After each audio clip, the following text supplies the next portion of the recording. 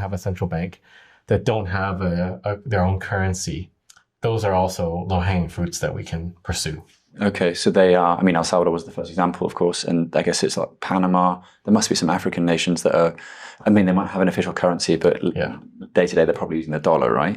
What are these countries? Probably a few. I think Panama is one. I think Panama is the most likely candidate because we have some inroads there, and they have been passing a crypto Bitcoin law back and forth that never got passed through. But there is definitely a good chance that Panama could be a Bitcoin country. Other countries, Africa, we're not as interested in simply because it seems to be less geopolitically stable. Even Latin America is not that stable, right? Like Ecuador had some tumultuous upheaval with the government being ousted. And, it's to be determined, but generally Latin America is more stable than the rest. So that's sort of our focus right now. Interesting. And of course, Panama has a sort of strong crypto or Bitcoin history, right? I think Charlie Shrem was there and Bukele. I mean, he's just kind of being a badass, isn't he, really? Yeah. But then, you recently visited Suriname, and there the IMF visited, a few weeks later? Sorry, the World Bank. Got to get it right. Yeah. The World Bank visited. Do you know what was discussed? Like, what transpired there? I'm not sure, but we were engaged with them for some time to talk about allocating 1% of their reserves into Bitcoin. And, we were invited to go for a face-to-face meeting, and it looked like it was likely to happen. And then 2 weeks later, we saw the World Bank showed up, and then they didn't talk to us anymore after that. Right. So, you can make conspiracy theories, or maybe it's a coincidence. Who knows? But it's quite serendipitous that they happened to go at that time, and then radio silence. Oh, really? They've just completely stopped replying. Okay. And the other country I wanted to ask about in Latin America is Peru, because I know that there's a lot of grassroots initiatives, and I kind of see... manipulate the funds. They can generate addresses or move it if they need to, but they don't actually have the actual keys readily accessible.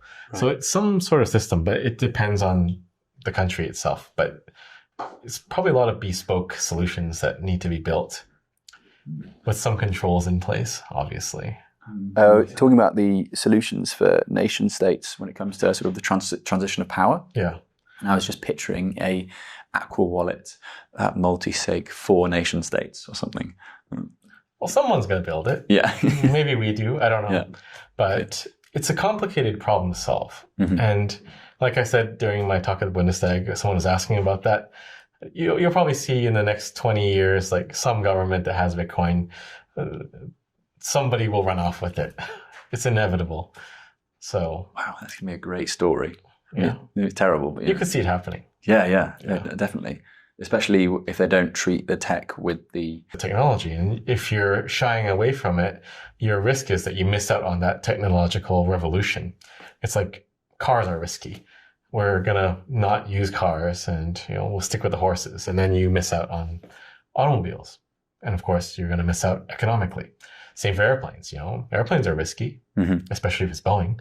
So, are you going to avoid airplanes, not have a national airline? Maybe, but you're also going to miss out on opportunities too.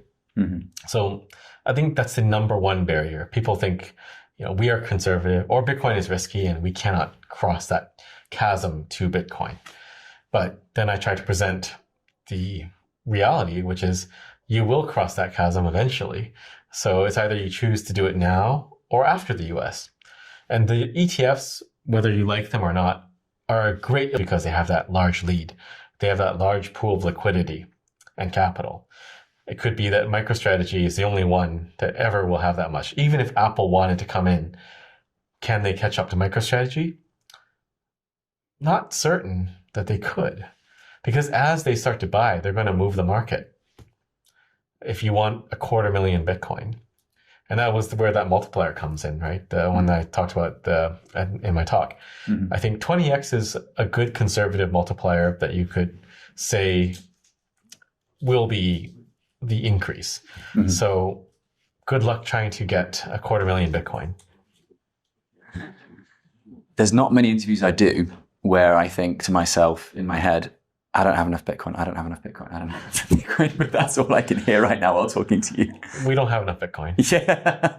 And I'm sure people listening to it are also telling themselves, oh my God, smash buy, smash buy. Buy back. Yeah. I think they should try to buy back.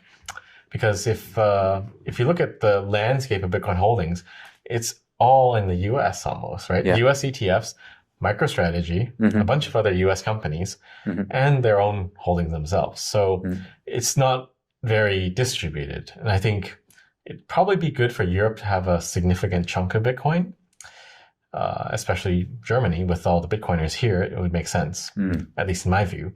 Yeah. But yeah, I like to compare target gold holdings, compare gold holdings to targeted Bitcoin holdings, because then they don't need to really discuss it. If you can equivocate Bitcoin with gold, then you should answer your own question. Why have that much Bitcoin? Why have that much gold? No, I totally see that. And I guess then for the US amount, is that how RFK Jr. arrived at the amount that he said that the US should hold? Was it 4 million, he said? I think we know that when El Salvador made their Bitcoin announcement, every single shitcoiner descended on the country like a vulture, trying to see if they could slot their project in somehow. So there is definitely a risk of not engaging. But I think there is nothing bad that can come off of a country adopting Bitcoin, because it just means like the people there will get access to it, either through knowledge of it or maybe some education program, or maybe some direct dividend, like in El Salvador, where they gave people Bitcoin. Okay. Penultimate question, as I know, you're jet lagged, and I don't know where you're going next, and we're not going to reveal it either. You're tired too. Yes, I'm knackered. What regulatory challenges? I mean, I'm asking this in light of Italy's decision to raise capital gains on Bitcoin to like 40-something%, which is, it's not a way of banning it, but it's a way of saying, we don't want you to use this. We don't want you to hold it. Or they just need money. Right. Yeah, that too. What do you see as other bottle caps? Yeah. So what was the question? Someone was saying like, you reformulated it for them. And, but basically, you're making an analogy of what you're saying. Basically, the government all will want whatever's valuable, whether it's Bitcoin or bottle caps. And there's a comic. It's like some dwarf or a troll, and the taxman comes to him and says, pay up your taxes. And he says, I don't use your money. I use bottle caps now. And then the taxman looks at him for a while. And then in the fourth panel, he jumps on him and says, give me those bottle caps. So anything that is valuable, the state will want it.